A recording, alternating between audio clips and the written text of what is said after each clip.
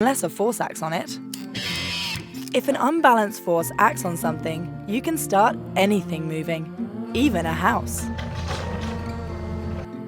If you give a rabbit a tiny little nudge in space, once it's going, it'll just keep going and going and going, unless another force acts on it. What you see on the screen here is a fully physically simulated character. We use a physics engine in real time that simulates the physical properties of the body. A physics engine is computer software that sets the rules of physics in a game. For example, making sure that gravity is the right strength. What we're doing here with the red arrow is we're applying physical forces and impulses to the character, and the character then physically reacts to that. For example, he's trying to protect himself or he's trying to balance. Another advantage of using physics is that if you change the character, so for example, if you make the character much bigger, the character will act very differently. It will respect the laws of physics while our AI is trying to control it. And again, obviously that's exactly what you would find in real life as well. He does not like that. When something shoves, pushes, nudges, or hits an object, it changes the way it moves and can be quite annoying.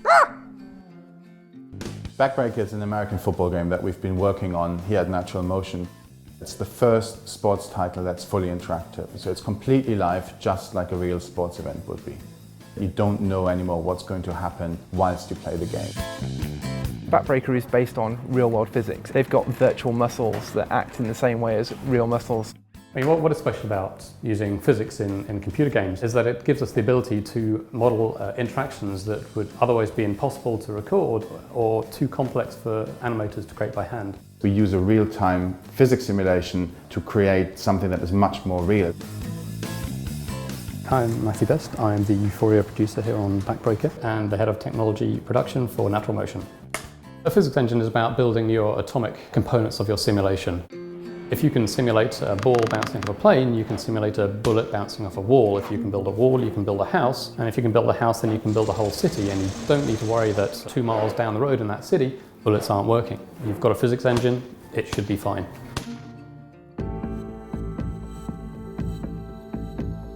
Before physics engines, people would have to create this by hand.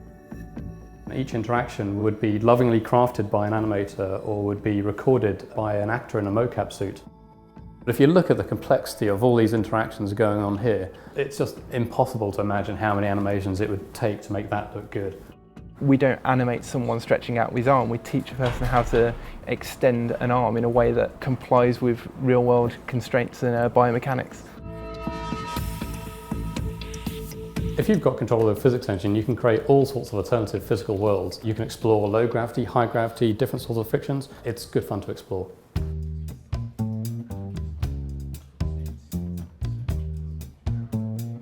I'm Chris Allen. I'm lead Euphoria integration engineer at Natural Motion. Gravity is a useful force. It keeps us on the ground. On Earth, the acceleration due to gravity is about 10 meters per second. But changing the acceleration due to gravity changes the way things move. What we've got here is we've turned the gravity down to minus 1.67 meters per second. Now that's the same as the gravity on the moon, and you can see that in this circumstance the guys obviously get torn off into the air, and they do come back down, but not nearly in the way that we'd normally expect.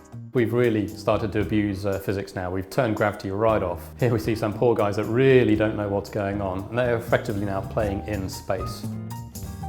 The most important thing from my level physics that I still use every day is momentum. It's the thing that, particularly in Backbreaker, really drives the gameplay experience, and having an understanding of how that works and how to manipulate it to get the results we want is of vital importance. The larger the mass of an object and the faster it moves, the more momentum it has.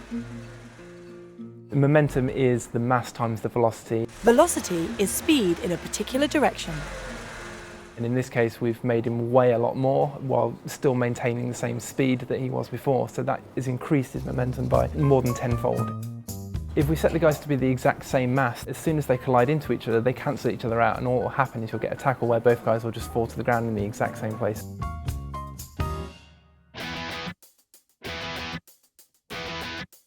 The best way to get into games programming is to develop a strong background in physics and maths. I studied physics at Brunel University. When I was studying physics, I had no idea I would end up here. I was studying it because I was curious